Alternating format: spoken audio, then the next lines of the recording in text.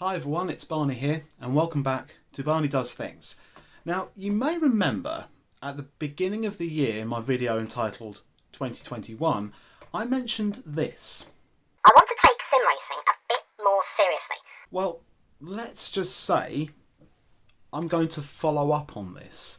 So I've been doing lots and lots of research into different sim racing products, whether that's wheels, pedals, shifters, seats, of course chassis as well, and just really diving deep into this rabbit hole.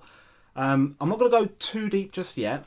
Let's just say I'm scratching the surface at the moment, and I'm going to start not with the wheel, not with the pedals, but I'm going to start with the chassis. So I think this is the first steps into my sim racing journey. So I give you my video on the Lab GT1 Evo.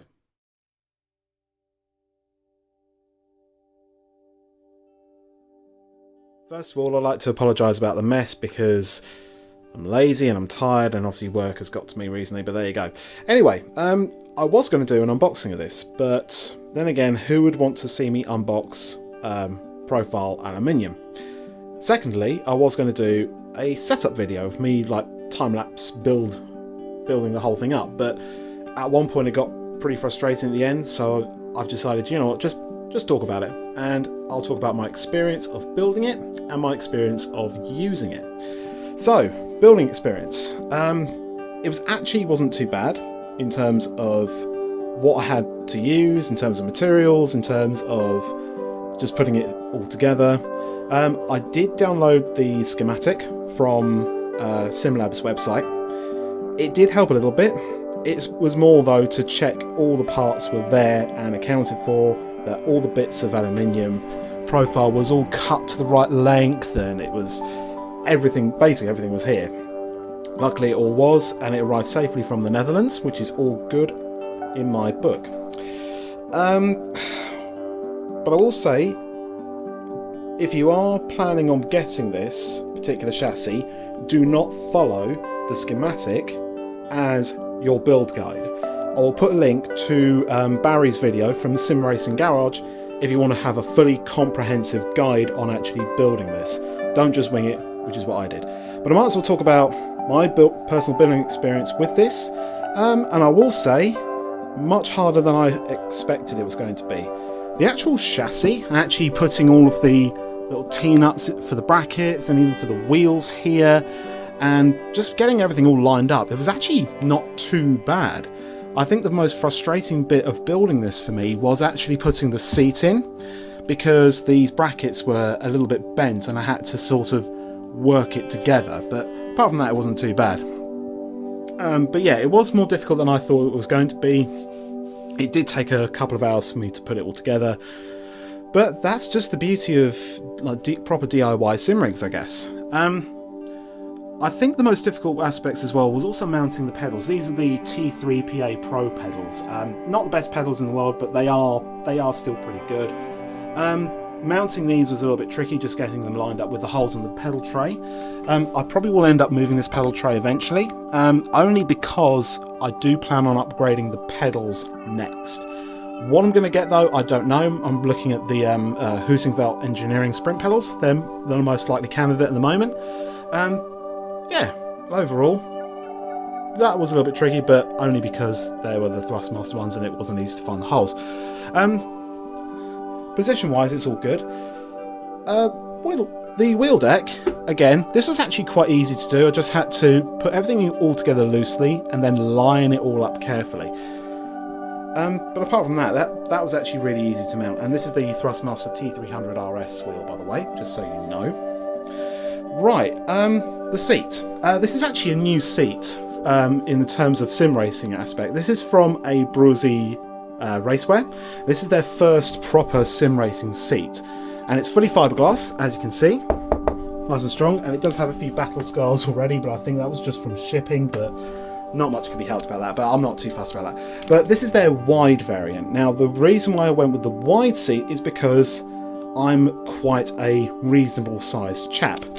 but thankfully I do actually fit in this seat. Demonstrating that now. I just about fit in it, as you can probably see there. I just about fit into the actual seat base. But height-wise, because I put the wheels on here as well, it's actually the right sort of seating position for me to get in and out of. And even getting my feet up onto the pedals isn't too bad.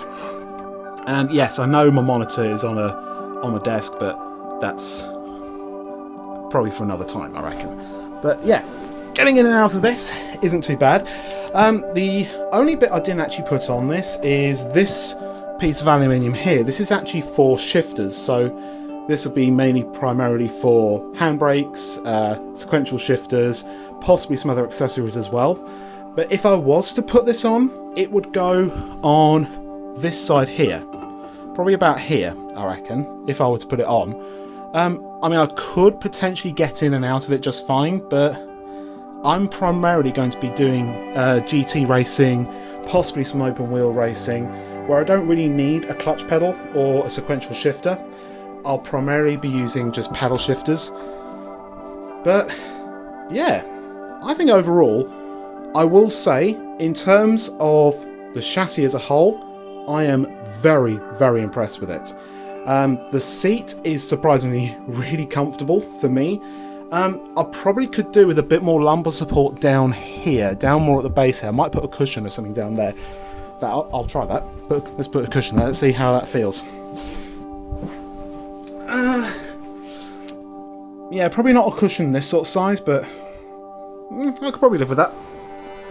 So, yeah, I'll probably get a small cushion for that particular. Oh yeah, this is the schematic that I was talking about. Yeah, so I just checked off all the parts. Just don't follow this as an actual guide. As I said, I'll put Barry's video in the description so you can go check that out.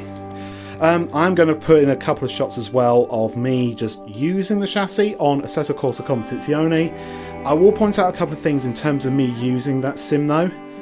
One, yes, I'm not using the driver's point of view or the helmet cam. I'm using the bonnet cam. It's what I'm most comfortable with. Two, even though you can't really see it, I will be using the racing line because, as I said, I'm just starting. I just want to get used to it.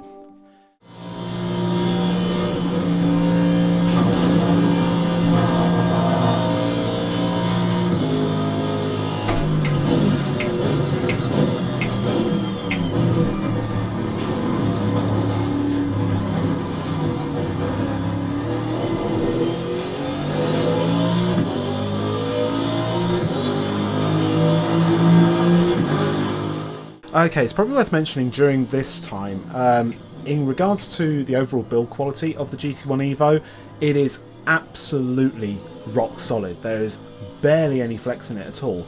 I was concerned about the fact that I do weigh considerably more than most people, and I'm 5'8". I was worried I was not going to have enough reach for the pedals or the wheel, but yeah, you can clearly see everything's fine in that regard. Comparatively speaking, I used to have the wheel and the pedals mounted to a GT Omega wheel stand. It was one of their earlier models, and I had to use my desk chair just as an extra seat. I mean, positioning wise it was okay, it wasn't spectacular, but the amount of flex that wheel stand had was unreal. Even for a wheel like the T300 or even a Logitech wheel would have quite a lot of flex if you really know what you're doing and you really use this a lot. So considering the fact that I will be upgrading certain parts, yeah, I wanted to start with the chassis in this regard. As I mentioned, in regards to other upgrades in the future, the pedals will be the first thing. My main one I'm looking at right now is the Husingveldt Engineering Sprint pedals, as they are very reasonably priced, and of course you get the full load cell brake option naturally, unlike the conical brake mod that's currently on the T3PA Pro pedals that I'm using. From there, the eventual plan would be to get a direct drive wheelbase. Again, I need to look at my different options that are available out there, and then of course getting a wheel rim to really match this, as in regards to where I want to take sim racing, I really just want to focus primarily on PC use rather than go with PS4 or Xbox or anything like that. Although that said, with Xbox, I no longer have an Xbox anymore, so that's that one out the window. Other accessories I want to get for the GT1, I would like to get one of those screens, so I won't have to rely on the in-display readouts. So, for instance, in terms of when to change gear, the rev limiter, the speed that I'm doing, I won't have to rely on just looking in the game for that, rather than have a screen in front of me, which would be quite neat.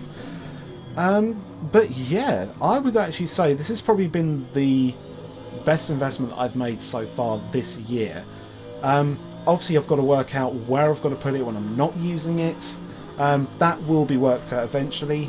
But with that said, I'm going to leave you now with a little bit more of some Assetto Corsa Competizione, and quite frankly my not brilliant driving, but it's not too bad. So with that said, thank you very much for watching, everybody. If you did enjoy the video, do feel free to click the subscribe button to support me and support the channel. Click the bell to stay notified for whenever I upload a new video.